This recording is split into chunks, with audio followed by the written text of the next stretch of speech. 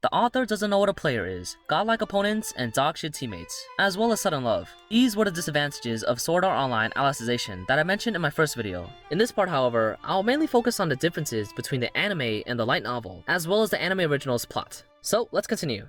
Number 4. Mentally handicapped anime original or adapted plot. To be honest, if you compare the anime and the light novel, you can find that the anime production team omitted a lot of detailed descriptions and even deleted many important plots and settings. This has caused many people who have never read the novel to know about the emotional changes of the characters and why Yu-Gi-Oh is so important to Kirito. Anime viewers also don't understand the settings for the combat power, wondering how a god level account can't even defeat a transfer account. The anime production team has to put too many things in one episode, so they have to choose what kind of plot should be deleted and what kind of plot should be added. So, let's see how the anime producer responds to these questions. Asuna and Kirito kissing? Nah, that's not important. If children see it, they may fall in love too early. Deleted. The interactions between Yu-Gi-Oh and Kirito? What a wonderful friendship. This is important. Don't just add this, but also repeat it several times. How did Asuna get seriously injured but still insist on fighting? That's not important. How dare you show such a bloody scene to a child? Delete. Suguha's eyes and Shiron's legs? These clips can describe the cruelty and despair of war, and maybe they can even attract some fans who watch EVA. Don't just add this, but also show a close-up of it. Too much content to fit in? Then just delete some of Asuna's story and see how much time is left in this episode. According to my calculations, after deleting all of Asuna's plot, there will be an extra 5 minutes. How do I use these 5 minutes? Should I use these 5 minutes to make an epic battle, or just explain the plot? Wait a minute, how can we forget the tradition of Sword Art Online? Spend all the 5 minutes on how Suguha was tortured. The plot? The setting? Who cares? After Kirito wakes up, who will go and talk about this? If the anime scriptwriter simply hates Asuna and wants to reduce her story, I can understand that. But there are some adaptations in the anime that I really can't understand. In episode 16, the red team surrounded the black team. Then, Kirito's apprentice pushed Kirito out of the cart in a wheelchair and pushed him in front of the red team's boss. When I saw the scene for the first time, I honestly thought that she had betrayed them, or maybe she had another plan in mind. But the truth actually differed from what I expected. She was simply the one who brought Kirito in front of the antagonist, and she was also the one who didn't want the antagonist to approach Kirito. For comparison, in the novel, Kirito was brought to the antagonist by a red soldier, not Kirito's apprentice. I really can't understand why the animators wanted to create this plot. In order to make everyone in Kirito's harem appear, they have abandoned all logic of the plot.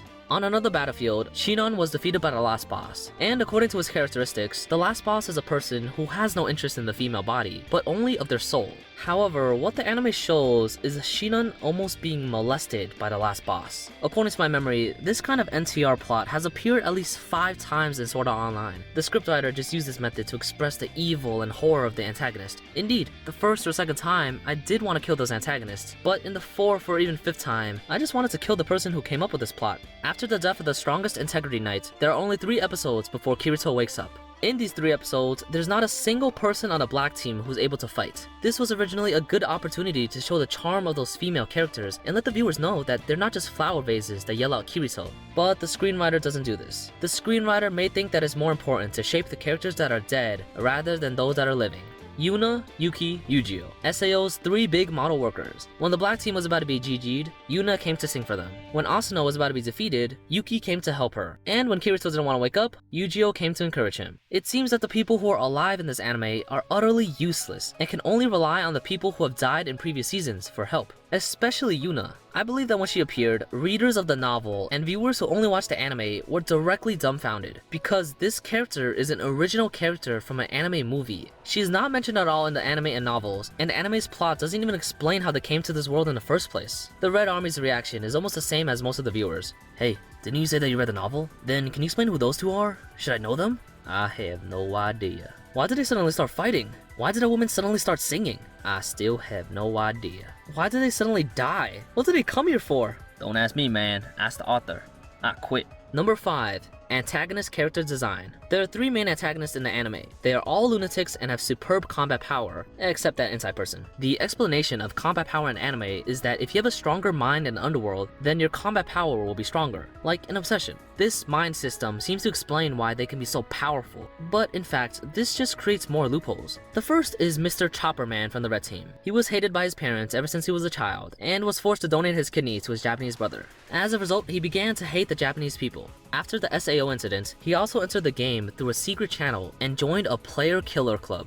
Then he met Kirito, who looked a hell of a lot like his brother. As a result, he started becoming crazy about Kirito and wanted to destroy him. When I watched this story for the first time, I kind of pitied the antagonist. But after deeply thinking about it, I found that this story is as illogical as before. First, how does a person become a mercenary after losing a kidney? In the first episode of the first season, Kirito explains that the resources of the game are limited, so if you don't quickly become stronger, it'll become difficult to become stronger in the future. But how does Mr. Chopperman, someone who has never played this game before, as well as joining very late, become so strong? Why is he able to control 20,000 players at the same time through his own obsession? If through his obsession with Kirito, he can defeat everyone, including Asuna and Kirito's friends and harem, am I supposed to assume that his love for Kirito exceeds Asuna's and everyone else's combined? Or perhaps Kirito's friends and harems don't care about Kirito that much. On the other side, it's exactly the same. The two dragons' willingness to sacrifice themselves in order to protect their masters is actually no better than the mind of a mental patient. The only reason for him to murder was to feel the soul of someone else, as well as sexually harassing them before killing them. However, none of them are actually the craziest one. That role belongs to the traitor of the black team. As a programmer, he actually took the role of a fluctuating light slave as his life goal. He appeared suddenly and died even more suddenly. This is the first time I saw an anime antagonist who was scared by a wrench and falls to his death. So here's another question that emerges. If the black team is so weak and the red team is so strong, how the hell can the black team defeat the red team? The answer is quite obvious. Kirito, the protagonist of Sword Art Online. Like the antagonist, Kirito is simply invincible without any logic at all. The black team had to sacrifice countless people, and it took several episodes to barely defeat the 10,000 soldiers of the Red Army. When Kirito woke up, he only used 2 skills and took a few minutes to send 20,000 Red Army soldiers back to the real world. Then he defeated and sealed the antagonist, who couldn't even kill him with a god-level account. Finally, when he fought with the last boss, he could absorb the minds and wishes of the people of the underworld to defeat him. Hey, I've seen this before. Dragon Ball and Ultraman Tiga. Okay, now comes the last point. Background music and animation. There's no need to worry about the artwork at all. There's no strange CGI, and the special effects are very good. The segment where the last boss and the strongest Integrity Knight fight can directly be selected as the top 10 best fighting scenes in 2020. It seems that A1 Studios must have invested a lot in this anime to celebrate the ending. Most of the BGM is the same as in the previous seasons. Other than some specific circumstances, the performance of the BGM is very good. However, because of the excellent animations in BGM, I'm even more angry with the animators. Although the previous seasons of SAO and its novels aren't very logical, when I see Kirito fucking others up and the satisfaction I get, some disadvantages can get ignored. This season, which is also the most important season for ending, not only had a lot of problems, but it also made me feel very uncomfortable. I even think that the anime production team deliberately made the anime so bad to maintain the controversy, while also forcing the audience to buy the light novels. On the other hand, some anime will never release a second season due to lack of funds and or popularity, whereas SAO has enough funds and popularity, but still disappoints me several times. While finishing this script, the 21st episode of Sword Art Online Alicization is about to be broadcast. Maybe this time I'll open it hopefully, and then close it despairingly. But I'll still leave my comment on Sword Art Online Alicization, War of Underworld. All I want to say is, when's it gonna be remade?